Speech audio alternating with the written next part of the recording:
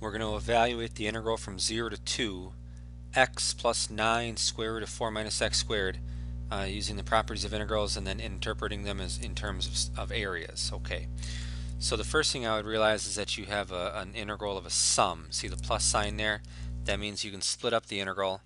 So this is the same, this is the integral from 0 to 2 x dx plus the integral from 0 to 2 9 square root of 4 minus x squared dx. Right, that's one of the properties of integrals. The integral of f plus g is the integral of f plus the integral of g. Now with the first integral, I'm not gonna do anything with it. But the second integral, you got the 9 is a constant. That's a constant times a function. You can factor the 9 out. Okay, so you can factor the 9 out of that second integral there,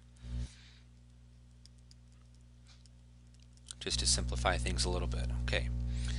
Now there's really not a whole lot more you can do to simplify those integrals, so let's interpret them as areas. The first integral, that's going to be the area under y equals x over the interval from 0 to 2. Right, that's what an integral is. It's the it's always the integral of the area under the curve y equals f of x. So in this case, y equals x. Okay. The second integral, same deal. It's going to be the area under the graph of y equals the square root of 4 minus x squared over the interval from 0 to 2. Okay, so what we have to do is kind of off to the side here, let's figure out what those areas are. Okay, y equals x is an easy graph. That's what y equals x looks like.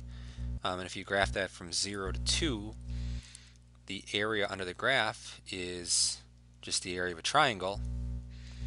So we know that that area is 1/2 base times height. In this case, the base and the height are both 2. So 1/2 times 2 times 2 is 2. Okay, so this integral, the value is equal to 2. The other one, the graph of y equals square root of 4 minus x squared, that's actually that's a part of a circle.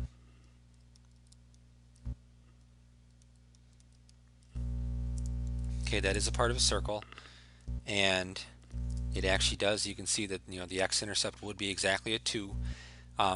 It may not be completely obvious that that's a circle, but if you were to take that equation and square both sides, and then if you move the x squared over, this is the same as x squared plus y squared equals 4, and yeah, that's a circle of radius 2. Okay, so that area,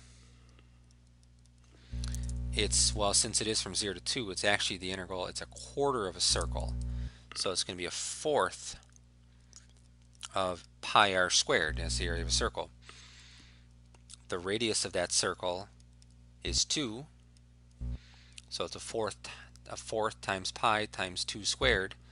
That's just pi. Okay, so the one integral is equal to 2, the other integral is equal to pi, so we just substitute in those values. Right, this is all just scratch work over here. So what do we have? We have 2 plus 9 times, and that integral was pi. So 2 plus 9 pi, that's the answer. That is the value of the original integral. And we found it by splitting it up and using the properties of integrals and interpreting them as areas. Okay.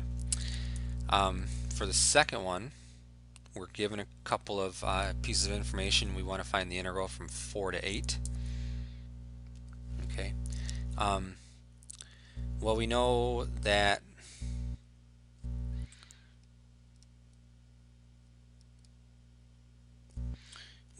the integral from 2 to 8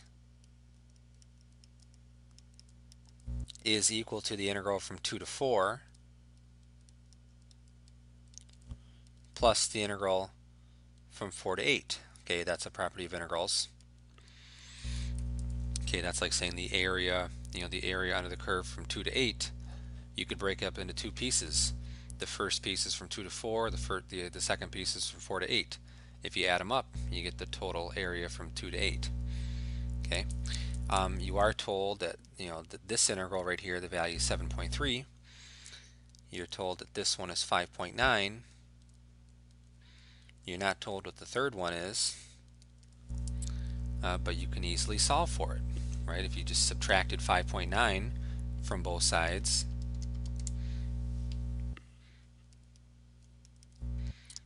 you'll come up with the integral from 4 to 8 f of x dx must be 1.4, right? Because that's what you'd have to add to 5.9 to get 7.3.